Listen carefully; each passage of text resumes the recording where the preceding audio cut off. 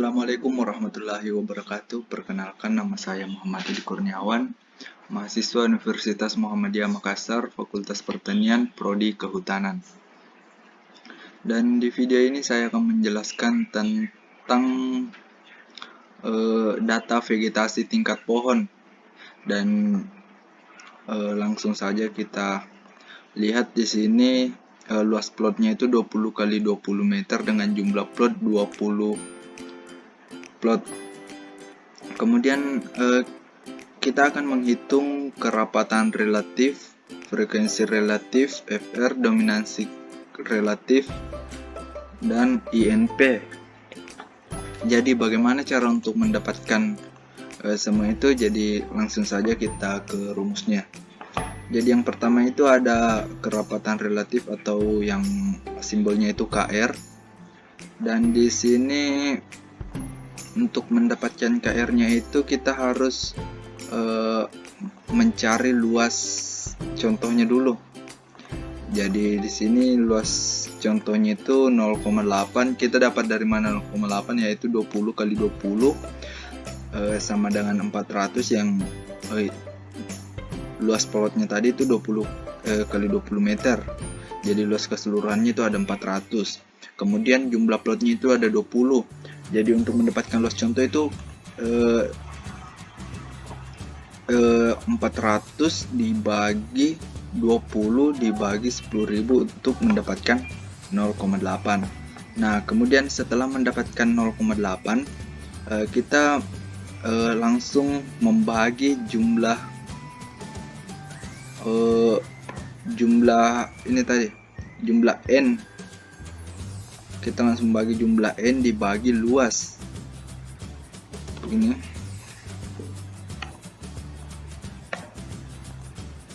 Nah, hasilnya langsung muncul. Kemudian hasil dari keseluruhan kerapatannya itu dibagikan dengan 100.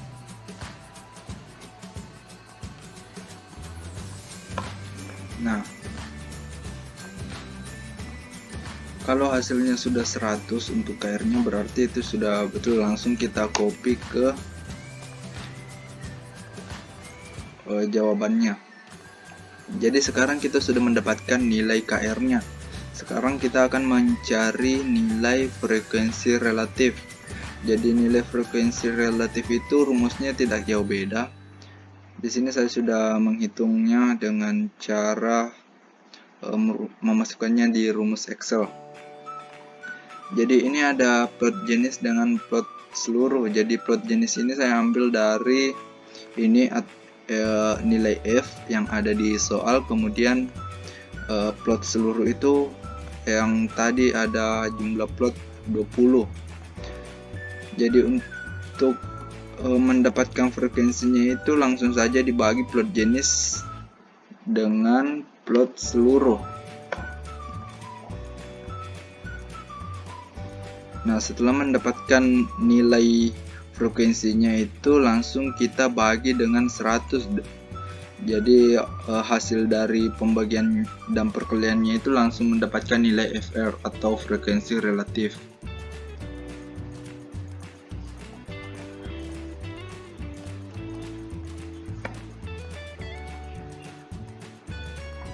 Nah, ini dengan mudah kita akan mendapatkan nilainya.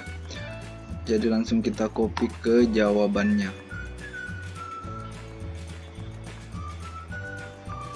Nah, kemudian setelah mendapatkan nilai KR dan FR, sekarang kita akan mencari nilai dominasi relatif atau yang sering disebut DR dalam simbolnya. Jadi untuk mendapatkan dominasi itu dengan cara LBDS dibagi luas untuk mendapatkan dominasi. Kemudian hasil dari dominasi itu untuk mendapatkan DT yang kemudian dibagi dengan 100 untuk mendapatkan DR-nya. Jadi rumusnya tidak jauh beda. Langsung saja kita lanjutkan semua.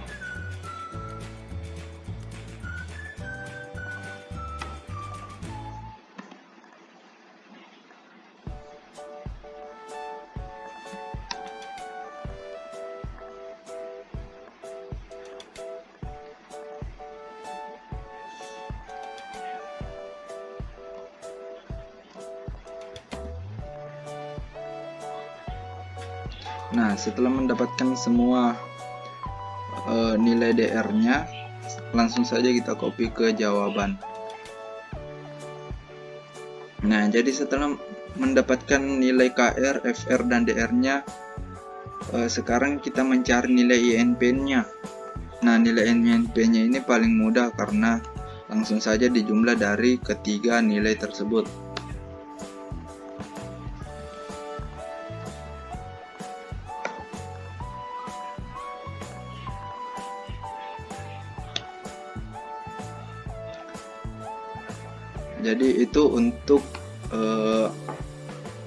Jadi itu untuk soal nomor 1. Kemudian kita lanjut ke nomor 2, yaitu mencari SDR 3.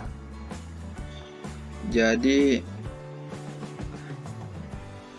di sini soalnya itu tadinya seperti ini, kemudian untuk yang dicari itu ada D, F, C, dan SDR 3. Untuk mendapatkan D-nya itu langsung saja kita mengambil jenis yang terbesar, kemudian membagi dengan jenis yang lainnya. Misalnya ini D yang 84 dibagi dengan 81. Kemudian kita kunci rumusnya.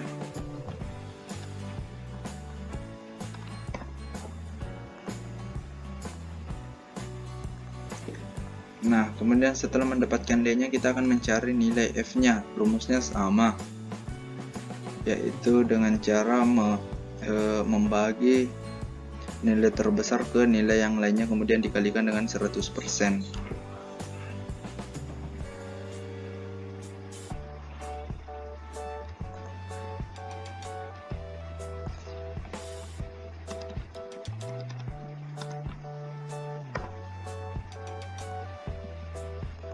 Kemudian kita kunci dulu rumusnya.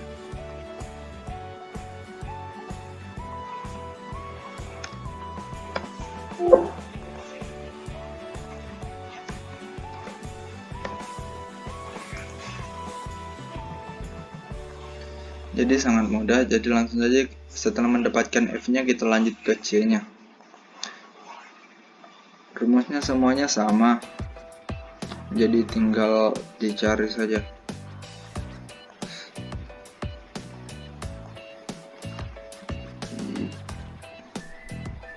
Kali 100%. Kita kunci rumusnya.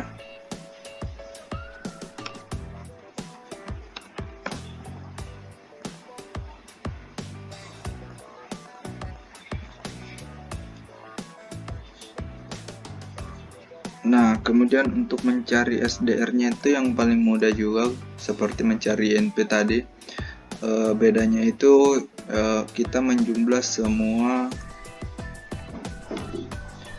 ketiga nilai tersebut, kemudian dibagi dengan keseluruhan, yaitu ada 3 nilai.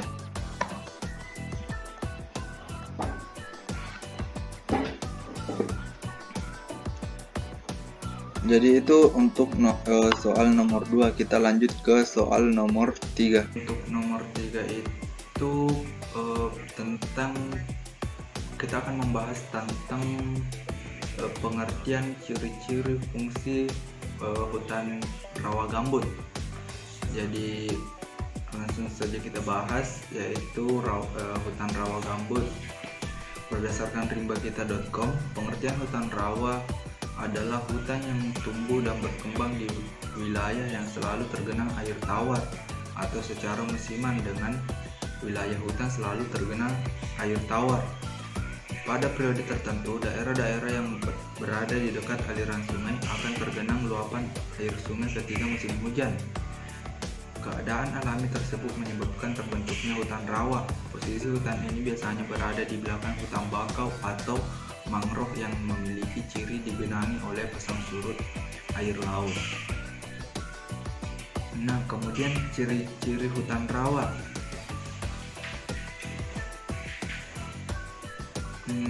Ciri-ciri hutan rawa itu Yang pertama, selalu tergenang air. Kemudian lapisan gambut pada lantai hutan, perakaran tumbuhan khas, jenis tanaman rawa, jenis tanah, pepohonan tinggi, tidak terpengaruh iklim, hutan selalu hijau, akar lutut dan tunas terendam air, terletak di belakang hutan payau, dan warna air. Jadi itu adalah 11 ciri-ciri hutan rawa gambut. Nah, kemudian jenis hutan rawa. Pembagian jenis hutan rawa dapat dilakukan dengan remote sensing atau penginderaan jauh. Melalui cara ini, hutan jenis rawa dapat dikategorikan dalam 2 kelompok berdasarkan aktivitas yang terjadi dalam hutan, yaitu hutan rawa primer, hutan rawa sekunder. Kemudian selain itu, hutan rawa dapat dibedakan jenisnya sebagai hutan rawa gambut, rawa air tanah, dan rawa tanpa hutan. Kemudian apa sih manfaat hutan rawa itu? Jadi manfaat hutan rawa itu seperti sebagai sumber cadangan air, mencegah terjadinya intrusi air laut ke air tanah dan air sungai, mencegah terjadinya banjir, sebagai sumber energi, dan sebagai sumber makanan bagi flora dan fauna. Kemudian spesies-spesies apa saja sih yang ada pada hutan rawa? Nah, spesiesnya itu seperti Palaquin leucarpum, Eucalyptus degusta, Soria oliginosa, dan masih banyak lagi. Kemudian kita bahas tentang sebaran rawa di Indonesia. Sesuai dengan ciri-ciri yang telah disampaikan, hutan rawa di daerah-daerah terang rendah yang memiliki sungai-sungai yang besar, misalnya di Sumatera, Kalimantan, dan Papua. Rawa hutan di ketiga wilayah tersebut meliputi 95% dari seluruh wilayah hutan rawa di Indonesia. Selain itu, hutan jenis rawa juga dapat ditemukan di Sulawesi, Jawa, dan Nusa Tenggara. Salah satunya terdapat di Taman Nasional Ujung Kulon yang menjadi habitat terakhir badak Jawa. Nah, berdasarkan data Bappenas pada tahun 1993 menunjukkan bahwa luas rawa di Indonesia mencapai kurang lebih 100 juta hektar. Namun pada tahun 2006 menunjukkan luas hutan rawa yang tersisa hanya sekitar 23 juta hektar. Penyusutan tersebut diduga karena alih fungsi rawa menjadi lahan pertanian, perikanan. Sebab bekas lahan hutan rawa memiliki tanah yang subur dan unsur hara yang mendukung sektor perikanan.